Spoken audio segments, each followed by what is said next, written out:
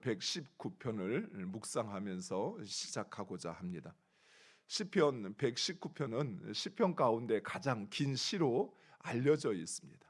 그런데 이러한 특징보다 더 중요한 두 가지 특징이 있습니다.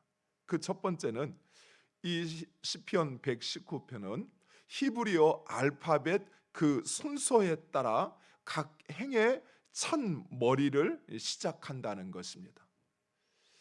예를 들어서 우리가 이제 우리 말에 가, 나, 다 이렇게 있는 것처럼 첫 번째는 가로 시작하고 두 번째는 나라는 단어로 시작하고 세 번째는 다라는 단어로 시작하고 이런 형식을 갖추고 있습니다.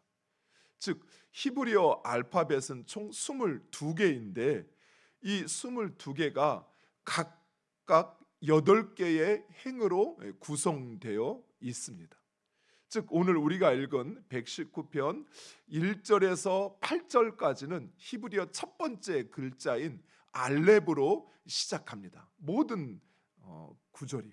그리고 두 번째 9절부터 16절까지는 베트라고 하는 히브리어 두 번째 알파벳이 그 문장의 첫 머리에 위치해 있다라는 것입니다. 물론 이런 특징은 이 성경이 히브리어에서 한글로 번역되어지면서 우리에게는 느껴지지 않지만 그러나 작가가 특별한 의도로 이 시를 작성했다라는 것을 보여주고 있는 것입니다. 그렇죠. 어떤 규칙과 배열에 따라서 시를 쓴다라고 하는 것은 단순히 그저 생각나는 대로 기록한 것이 아니라 특별한 의도를 가지고 기록했다는 것입니다. 그래서 저희가 이제 그런 의도에 따라서 하루에 16절씩 그러니까 두 알파벳에 해당하는 행을 살펴보려고 합니다. 두 번째 특징은 하나님의 말씀을 강조하는 시라는 사실입니다. 시편 이 119편은 각 행마다 하나님의 말씀을 의미하는 단어가 각각 들어가 있습니다. 예를 들면 1절에는 여호와의 율법, 2절에는 여호와의 증거, 3절에는 주의 도, 4절에는 주의 법도, 5절에는 주의 율례. 이런 식으로 각각 절마다 하나님의 말씀을 상징하는 단어가 들어가 있다는 것입니다. 이런 구성은 시편 119편이 하나님의 말씀을 강조하는 시라는 사실을 우리가 알 수 있죠.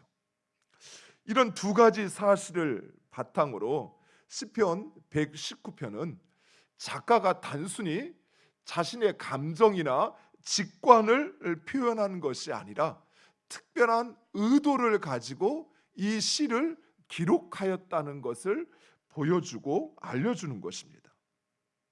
즉, 이 두 가지 특징, 알파벳 순서에 따라서 기록했다는 것과 그리고 각 절마다 하나님의 말씀을 상징하는 단어들이 들어가 있다는 사실은 하나님의 말씀이 얼마나 중요한 것인가라고 하는 것을 가르치기 위한 교훈적인 목적으로 이 시를 기록했다는 사실입니다. 즉 하나님의 말씀은 우리 인생의 A에서 Z까지 그 모든 일들에 대하여 모든 과정에 대하여 가장 선하고 복된 기준이 되어준다는 사실. 우리가 그 하나님의 말씀을 따라 살아갈 때 우리의 삶은 완전할 수밖에 없다는 사실을 우리에게 말해주고 있다는 것입니다. 사랑하는 성도 여러분, 하나님의 말씀은 단순히 종교적인 어떤 가르침이나 또는 윤리적이거나 도덕적인 기준이 아닙니다. 하나님의 말씀은 우리의 삶을 사는데 가장 필요하고 가장 적절한 기준이며 규범이 되어야 하는 삶의 진리라는 것입니다. 따라서 우리가 말씀을 대할 때 단순히 듣는 것으로 감동받고 이해하는 것으로 끝나는 것이 아니라 내 삶을 살기 위해서 이 말씀을 내가 들어야 하고 그리고 이 말씀대로 살겠다고 하는 결단이 있어야 한다는 것이. 예를 들면 이런 것입니다. 여러분이 전자제품을 가서 이제 꼭 여러분의 삶에 필요해서 구입을 했어요. 전자제품을 구입하고 나서 여러분이 가장 먼저 읽는 게 무엇입니까? 그렇죠. 그 제품 설명서죠. 왜요? 설명서를 알지 못하면 이 제품을 제대로 활용할 수 없는 것입니다. 물론 이 제품을 홍보하는 사람들이 말하는 말도 우리가 듣고 이 제품이 정말 좋은 것이구나 라는 것을 알지만 이용하려면 어때요? 설명서를 봐야지요. 설명서를 보지 않고 그것을 사용하면 어떻게 됩니까? 예를 들어서 예전에 통 세탁기를 사용하다가 이제 드럼 세탁기를 새롭게 장만을 했어요. 드럼 세탁기가 옷도 잘 빨리고 뭐 좋다더라 해가지고 드럼 세탁기를 장만을 했어요. 그러면 예전에 세탁기를 썼으니까 이거 똑같이 써도 됩니까? 아니, 다르죠. 심지어 들어가는 세제도 다르잖아요. 하는 방법도, 조작하는 방법도 다르잖아요. 근데 여러분 그거 배우지 않으십니까? 배우잖아요. 왜요? 활용을 하려면 알아야지요. 그것을 알아야만 그것을 제대로 활용할 수 있지요. 마찬가지입니다. 하나님의 말씀은 우리의 인생을 살아가는 데 있어서 가장 기본이 되는 설명서요, 가장 기본이 되는 질서인 것입니다. 그런데 그 말씀을 듣지 않아요. 그러면 어떻게 그 인생을, 그것을 살아갈 수 있고 그 인생을 제대로 활용할 수 있겠습니까? 제품을 만들고 그리고 그 제품의 성능을 누구보다도 잘 알고 있는 하나님께서 우리에게 주신 우리의 인생의 설명서예요. 우리 인생의 진리라는 것입니다. 아니야, 내 마음대로 나도 좀 내가 써봤거든, 그랬더니 이렇게 쓰면 더 좋더라 하면서 내 마음대로, 내 생각대로, 내 방법대로 그 인생을 살면 어떻게 됩니까? 엉망이 돼버리지요. 오래 가지 못하지요. 잘 돌아가는 것 같처럼 보이지만 결국은 고장이 나서 서비스 센터를 부르거나 아니면 심하면 폐기 처분해야 되죠. 마찬가지입니다.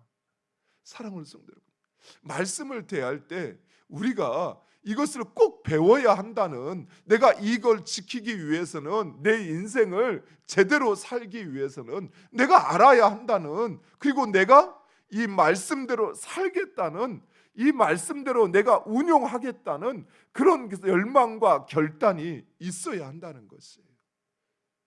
들어도 그만, 안 들어도 그만, 무방한 그런 것이 아니라는 것입니다. 이 두 가지 특성을 기억하면서 시편 119편을 묵상하도록 하겠습니다. 오늘 본문은 히브리어 알파벳의 첫 글자인 알렛과 베트로 시작하는 각각 8개의 구절입니다. 먼저 1절에서 8절은 히브리어의 첫 번째 알파벳인 알렛으로 시작하는데, 우리가 성경을 번역된 대로 보니까 이 특성이 잘 분별되지 않지만 히브리어 원문을 그대로 직역해서 이 구절을 보면 이 시편 119편 1절에서 8절은 시편 1편의 구조를 닮았습니다. 이렇게 시작합니다. 히브리어 순으로 다시 번역을 하면 1절, 복이 있습니다. 행실이 온전한 이, 곧 여호와의 법을 행하는 자. 2절, 복이 있습니다. 여호와의 증거를 지키고 온 마음으로 여호와를 찾는 자. 그리고 3절 이하는 복 있는 사람의 모습과 하나님의 말씀을 지키겠다는 결단을 고백하고 있습니다. 복 있는 사람은 악인의 꾀를 따르지 아니하며 죄인의 길에 서지 아니하고 오만한 자의 자리에 앉지 아니하고 오직 주야로 주의 율법을 묵상하며 쭉 이어지는, 시편 1편의 구조를 가지고 있다는 것이. 사랑하는 성도 여러분, 하나님의 말씀은 곧 하나님입니다. 왜냐하면 하나님은 자신을 어떤 형상으로 나타내는 것이 아니라 오직 하나님의 말씀으로만 자신을 나타내기 때문입니다. 모세에게 찾아오셨을 때도 하나님은 어떤 형상을 보여준 것이 아니에요. 가시떨기 나무에 불이 붙었다는 것은 그것이 하나님이 임재하신 장소라는 것을 말할 뿐이지, 그 가시떨기에 불이 하나님을 상징하는 것이 아닙니다. 즉 하나님은 오직 모세에게도 말씀만으로 자신을 나타내셨습니다. 따라서 우리가 하나님의 말씀을 지킬 때 하나님과 하나가 되는 것이고, 그리고 그 하나님의 생명과 복을 누리게 된다는 사실입니다. 사랑하는 성도 여러분, 하나님의 말씀은 결코 부담스러운 짐이나 오르지 못할 나무가 아니라는 것이에요. 그런데 많은 성도들의 마음 가운데 말씀을 받을 때 아이고 오늘 또 무슨 무거운 짐을 주시나, 그렇지 않아도 내 인생도 무거운데 왜 또 짐을 주시나 라는 생각으로 말씀을 받습니다. 또 말씀을 받을 때 그래 말씀은 맞아, 그런데 내 현실 속에서 말씀대로 사는 것은 불가능해, 이런 생각을 가지고 말씀을 받는 거예요. 이미 말씀을 받을 때부터 그렇게 살고자 하는 열망도 그 말씀이 내 인생을 바로잡을 수 있는 그 열쇠라는 사실도 우리는 인정하지 않는 것이죠. 그런데 어찌 그 말씀을 통해서 하나님과 동행할 수 있고, 그리고 그 하나님께서 우리의 삶을 주장하셔서 우리에게 주시는 그 생명을 어찌 풍성히 받을 수 있겠습니까? 사랑하는 성도 여러분, 여러분이 결혼해서 애를 낳을 때가 언제죠? 젊었을 때죠. 근데 이 젊었을 때는 또한 어떤 때냐면 남편과 아내를 사랑할 때예요. 사랑으로 내가 충만할 때, 그럴 때 내 안에 생명이 자라나는 것입니다. 마찬가지입니다. 하나님과 나와의 관계 속에서 그 하나님의 말씀이 내 안에 있다라는 것은 내게 생명이 있다라는 거예요. 그래서 내 안에 생명이 있으면 어떻습니까? 다른 사람을 살리는 역할을 해요. 생명이 생명을 낳고 생명이 생명으로 전해지는 것입니다. 그런데 생명이 없으면 어때요? 나도 마르고 다른 사람도 힘들게 하죠. 여러분 한번 보세요.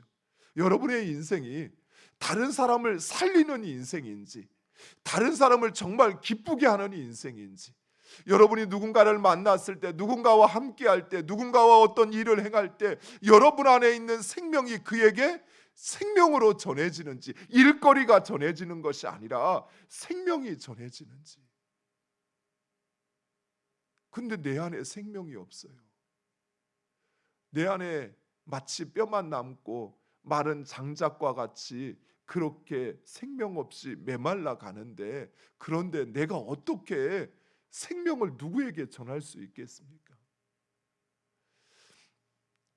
화단에 이렇게 수국을 한 권사님이 심어 놓으셔서 제가 이렇게 쭉 교회를 둘러볼 때마다 화단에 그 수국이 자라는 모습을 보면 저도 모르게 막 생기가 돌아요. 하루하루 그 꽃의 모습이 막 달라져요. 왜요? 생명이 있으니까요. 그리고 그 생명을 접하는 사람은 그 생명을 통해서 생기를 받아요. 사랑하는 성도 여러분, 우리 역시 마찬가지입니다. 우리가 안에 있는 이 생명이 충만해지려면 생명이신 하나님, 그 하나님의 말씀이 우리 안에 충만할 때, 말씀으로 살고자 하고 말씀이 내 삶의 기준이 되어서 그 말씀을 열렬히 사모하고 말씀대로 살겠다는 결단이 내 안에 세워질 때 생명이 내 안에 전해지는 것이. 사랑하는 성도 여러분, 우리 기독교는 생명의 종교입니다. 살아계신 하나님, 그분으로부터 생명을 받고 그 생명을 세상에 전하는 것이에요. 생명 없는 저 쇳덩어리, 저 나무로 만든 그 우상으로부터 생명을 받지 못하고, 그리고 그 생명을 전할 수 없는 그런 헛된 종교가 아니라 생명의 종교라는 거예요. 그런데 정작 그 하나님을 섬기고 하나님을 따른다는 주의 백성들이 말씀이 이제는 들려지지가 않아요. 말씀을 들을 때 내 안에 아멘, 주님 그렇습니다, 내가 그 말씀대로 살겠습니다, 주님 그 말씀이 나를 살리는 것이었군요, 이것이 내 안에 일어나야 되는데 일어나지가 않아요. 사랑하는 성도 여러분, 왜 초신자 때 그렇게 생기가 있고 주를 위해서 무엇이든 할 수 있는 것처럼 그렇게 마치 불나방처럼 그렇게 달려들까요? 그 안에 생명이 역사하는 거예요. 생명이신 말씀이 그에게 전해졌을 때 그 말씀이 믿어지고 그것이 진리고 그것이 자신을 살린다는 것을 알기에 그 말씀을 붙잡는 거예요. 그 말씀을 놓치지 않는 거예요. 그런데 언제부터인가 나에게서 그 말씀이 내 판단으로 점점 재단되어지기 시작했어요. 내 귀에 들려져서 내 마음에 자리 잡는 그 순간까지 이제는 너무 길어져 버렸어요. 듣자마자 아멘 하면서 그 말씀대로 살고자 했고, 그 말씀의 은혜가 내 안에 있기를 바라는 마음이 우리 안에 충만했는데, 어느 순간 들려지고 내 마음에 자리 잡을 때까지 걸러지는 걸러망이 생기기 시작했어요. 해보니까 안 되던데, 나도 말씀대로 해봤는데 안 되던데,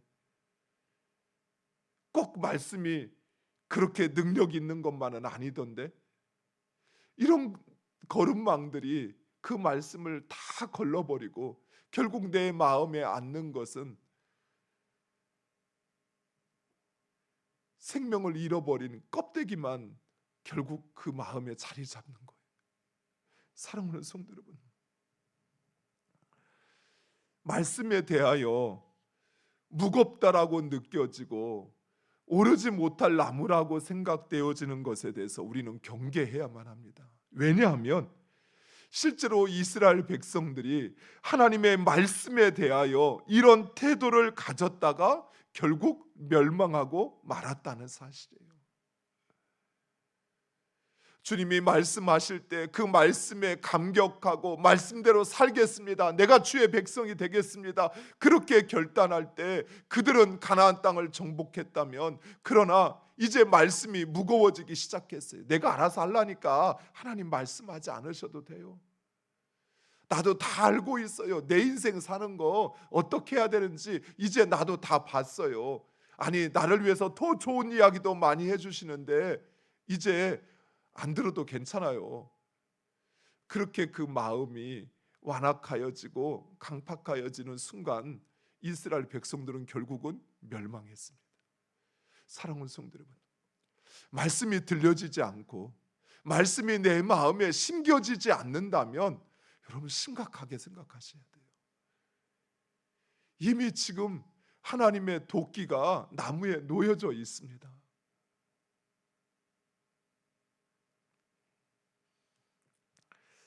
사랑하는 성도 여러분, 하나님의 말씀은 우리에게 복을 주시기 위한 하나님의 선물입니다. 특별히 이 알렙, 히브리어 첫 번째인 알렙이라는 글자는 황소의 머리를 형상화한 글자입니다. 즉 힘과 능력을 상징하는 것입니다. 하나님의 말씀은 우리에게 힘을 주고 능력을 주는 말씀입니다. 따라서 힘과 능력을 얻고자 하는 자, 그는 하나님의 말씀을 듣고 지키며 행한다는 사실이에요. 우리의 힘과 능력은 바로 거기에서 나옵니다. 왜요?